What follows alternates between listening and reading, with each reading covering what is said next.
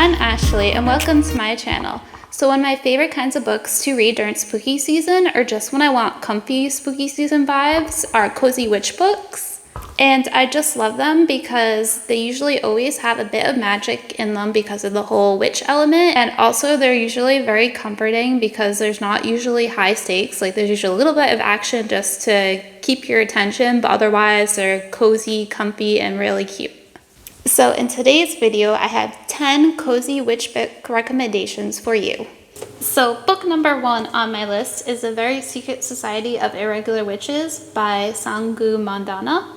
And this book is the very embodiment of cozy witch books. And right here, it says a warm and witchy hug of a book. And this book definitely felt like a warm hug, and it was just oozing with coziness and comfort. So this book follows 31-year-old Mika Moon, and first I just love her name. And she lives in Britain, and in the Britain that she lives, there are witches, but their existence is kept a secret from normal people. And because they try to keep the existence of witches a secret, Mika only gets to meet up with her kind when the Society of Witches meet. And the Society of Witches doesn't meet very often. They only meet the third Thursday of every third month. So this is really the only time that Mika has to be among those of her kind and to kind of be herself, because from everyone else she has to hide this witchy part of herself. So she's kind of led a lonely life because of her being a witch. But she does have a YouTube channel, and on that YouTube channel she pretends to be a witch. So that's a way for her to share a piece of her true self while also keeping her identity a secret, because it's the internet, so no one is actually going to believe that she's actually a witch. Except one day she gets an email from this person, and they are inviting her to this house called Nowhere House because they need a tutor for these 3 girls that are witches. So of course Mika is skeptical, but she is also in need of a job, so she kind of goes to check it out and see what is up with this job offer. And when she gets there, she realizes that it's legit and that the person who sent her an email figured out somehow that she's actually a real witch. And so she ends up taking a position there teaching 3 young girls. And at Nowhere House is also where she meets Jamie, who is our love interest of the book. And he very much falls under the grumpy trope. And she's very much sunshine, so this book is Grumpy Sunshine, and it does it very well. And there's even one part where the main love interest, Jamie, makes a remark and says, "She's just so sunshiny." That just made me laugh. So overall, this book is just very cute, sweet, and cozy. There is a little bit of drama, but overall the vibes are comforting and cozy. So book number 2 is Hexapale by Kate Johnson. And like The Very Secret Society of Witches, I also listened to this one on audiobook. And right away, the narrator for both the books are different, but right away, Hexapale gave me the same cozy comfort and vibes from the narration that This Very Secret Society of Witches did. So this book is told from the alternating perspectives of our 2 main characters. So one of our main characters is S.C. Winterscale, and she lives in the small village of Goodwinter, which is in Essex, England. And she lives in a house with some other witches. One witch is dead, one witch tells the future through her knitting, and the other witch is a midwife. And Essie's magic revolves around welcoming in winter and making things cold. And our second main character is Josh. And Josh has just newly arrived in England from the United States. And he has come to England because his father left him some property in his will when he passed away. And one of those pieces of property is actually the house that Essie and the other witches live in. And the funny thing is that they have not paid their rent in a very long time. So Josh tries to go find their house, but the house has like a spell on it, so it's very hard to find. And also once you leave the house, you forget that you were even there. But for some reason, even though Josh doesn't remember all his time in the house, he remembers like snippets of it and bits of Essie. And Essie and Josh end up meeting outside of Essie's house, and they're kind of both attracted to each other and they start getting to know each other. But then some things get complicated because of some witchy history, and one of Josh's descendants might just have been a witch hunter. So overall, this book was just really cute and sweet. There's a little bit of drama, but I feel like on the whole, the comfy, cozy side was definitely emphasized more than the drama. So I recommend this one, especially if you are a fan of The Very Secret Society of the Irregular Witches, because I feel like the two have very similar vibes. So the third book on this list is Small Town Big Magic by Hazel Beck. And this one takes place in a small town that has Stars Hollow vibes, and the main character is Emerson Wilde, and one day she learns that she has magic, and she learns that her town is actually a haven for witches. And it turns out that 10 years ago she failed a test of her magic, so as a result she was stripped of all her magic and her memories of magic.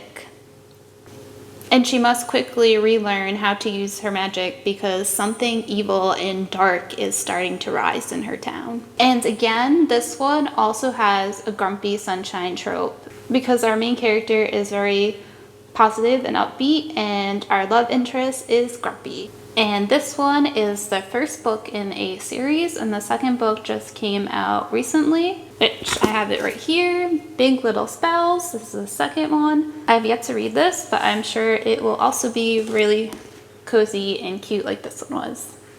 The fourth book on this list is The Modern Girl's Guide to Magic by Lindsay Hall. And this one is available on Kindle Unlimited, and it is also told from two alternating perspectives of our two main characters who are also each other's love interests. And our first main character is 26-year-old Arya, who is a witch, but her magic has never really worked correctly her entire life, and it's always gotten her into more trouble than good.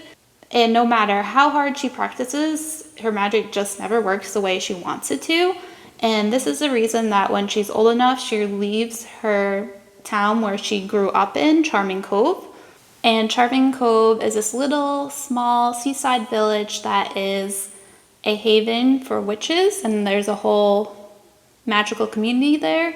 And she ends up leaving Charming Cove and going to London. However, in London, she keeps going for job after job because her magic just keeps getting her in trouble. And at the start of the book, her magic ends up getting her in trouble again at her job, and she ends up getting fired. But when she arrives home, she finds her grandmother is at her apartment, and her grandmother tells her that she needs to come home because they need her help. And her grandmother needs her to enter into a competition to try to win ownership of this magical garden. And this magical garden is where her grandmother gets all her ingredients for her spell shop.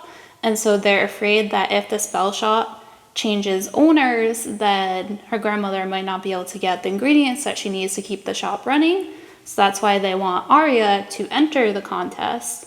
And of course, Arya has many misgivings because she's like, how am I going to win this contest when my magic has never worked correctly in my entire life? But she reluctantly ends up entering the contest for her grandmother. And our second main character and love interest is Callan Hawthorne, and he is a very successful businessman and also a very powerful mage. And he too enters the contest, and the thing about Callan and Arya is that they already know each other because they met so many years ago when Arya was only 17, and something kind of happened that made Arya hold a grudge against him, and she still hasn't forgiven him to this day. But he has had a crush on her since they met that day, but at the time she was only 17 and he was in his 20s, so he just walked away. And so the book focuses on their relationship, which is very cute, and Arya getting to understand her magic. And this book is very much a fast read, and it's very much low stakes, and it's something to read if you really want something that is comforting and cozy and is just easy and simple to read. Oh, and also Essie gets a familiar who is a badger whose name is Boris, and he is just one of the best parts of the book because he is just so snarky and spunky. He's just great. So the fifth book on this list is A Witch's Guide to Fake Dating a Demon by Sarah Hawley. And this book is an adult book and is a standalone, and it follows Marielle Spark. And when Marielle was born, it was prophesied that she would be one of the greatest witches of all time. And the family that she is born into, the Spark family, is a very prestigious and powerful family. So she has a lot to live up to, and unfortunately, her magic has never quite worked the way she needed it to. And the only kind of magic that she's been really good at is plant magic, and her mother looks down upon plant magic because she believes it's not as important as other types of magic, such as summoning magic. And speaking of summoning magic, one day Marielle is trying to summon something, but instead of summoning what she needs, she ends up summoning a demon. And this demon is Ozroth the Ruthless, and she just wants him to go away. But he tells her that since she summoned him, he can't go away until she makes a deal with him. And the thing is that if you make a deal with a demon, you lose your soul. And she definitely does not want to lose her soul. The book starts off with them kind of being enemies because she just wants him to go away, and he has to make a deal with her because she summoned him. And the last deal he made didn't quite go the way he wanted it to, because as a result of that deal, he has now a human soul stuck inside him. Now he needs to redeem himself. And he recognizes right away that Marielle's soul is very powerful, so he is very determined to make this deal with her so he can get her soul. And the relationship between Marielle and Ozroth in this one is just super cute. And I would definitely recommend this one if you're looking for a super cute and cozy rom-com witchy book that has some spicy scenes in it as well. Book number 6 on this list is The Nature of Witches by Rachel Griffin. And this one is a YA standalone. And in the world of this book, the witches usually have control over one of the 4 seasons: summer, spring, fall, or winter. But our main character is special because she is what's called an Everwitch, and as such, she has control over all 4 seasons, which makes her really powerful. However, she has always had trouble controlling her power, and she kind of fears it. But she has to learn how to control it because she might be the only hope to save the world. So that right there, that sounds like some high stakes. But this book is just really overall super cute and sweet. The magic system is really fun to read about, and there is just the most sweet and heartwarming romance in this one as well. So book number 7, which is also by Rachel Griffin and is also YA and a standalone, is Wild is the Witch. So our main character in this book is Iris Grey.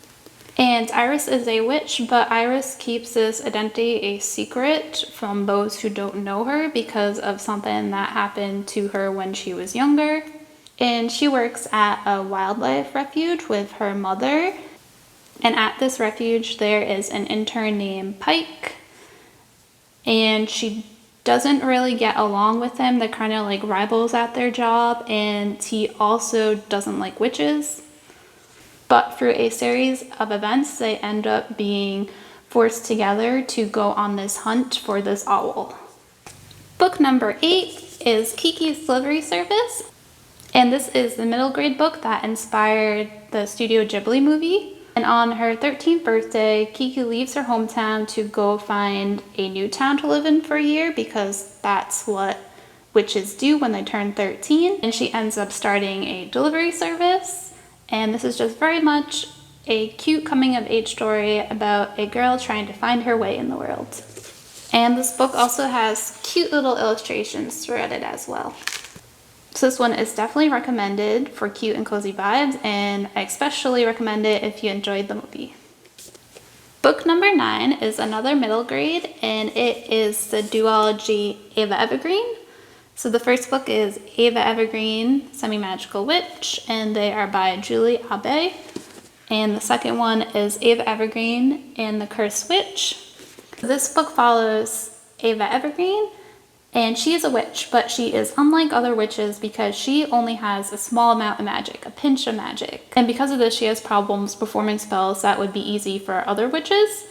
And before she turns 13, she has to reach the rank of novice witch. And to become a novice witch, she has to pass a novice quest. And to do this, she gets assigned a town, which she has to help her town. And then number 2, she has to live in her town for 1 moon. And number 3, she has to fly by broomstick. But since she only has a pinch of magic, she has to use her magic in a creative way in order to accomplish these tasks. And this book definitely gave me Kiki's Delivery Service vibes. So if you enjoyed Kiki's Delivery Service, the book or the movie, I would definitely check out Ava Evergreen. It's just very cute and wholesome. And she also ends up getting a fox who breathes fire. So book number 10 and the final book on this list is the graphic novel Crumbs by Dani Sterling. So this graphic novel follows Ray, and she lives in a world where witches and magic are just incorporated into everyday life. For example, she goes to a bakery where spells are baked into the desserts. For example, you could get something with the essence of romance in it. So that right there just already made this book super cute and cozy. Plus, just the art style of this also gives me all the cozy, cute vibes. And so our main character, Ray, is a seer, and she's a seer that sees the present.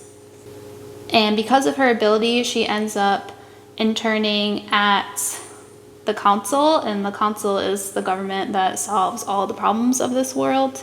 So Ray is one of our main characters, but our other main character of this story is Laurie, and he works at the bakery that Ray always goes to because it's run by his aunt, and he kind of has a crush on Ray, and the two in the book end up dating, and they are a cute couple, but they also have like their own problems that they need to overcome that kind of threaten their relationship. But overall, this is a super cute and cozy book filled with a sweet romance. Alright, so those are all my cozy witch book recommendations. I hope you found some that sound interesting to you. Thank you so much for watching. I hope to see you in one of my next videos. Bye!